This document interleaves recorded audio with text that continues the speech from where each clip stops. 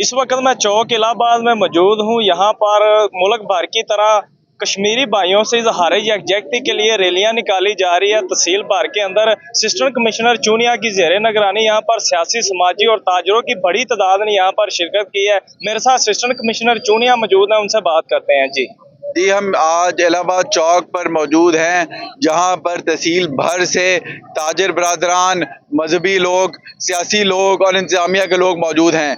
और आज हम इसलिए यहाँ पर इकट्ठे हुए हैं कि कश्मीर भाइयों के साथ इज़हार यकजहती का मुजाहिरा करें।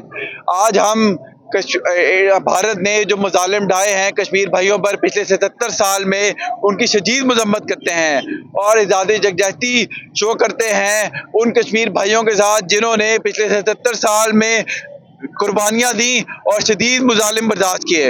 और आज हम उम्मीद करते हैं कि इंशाअल्लाह कश्मीर पाकिस्तान का हिस्सा बनेगा इंशाअल्लाह। जी, जैसा कि आपने असिस्टेंट कमिश्नर चूनिया की बात सुनी, उनका कहना है कि कश्मीर हमारा है, हम लेके रहेंगे। यहाँ पर ताजरों की बड़ी तादाद के साथ सिटी प्रेस क्लब इलाहाबाद की भी जो बड़े सहाफ़ी हैं, उन्होंने भी यहाँ पर शिरकत की है। जी,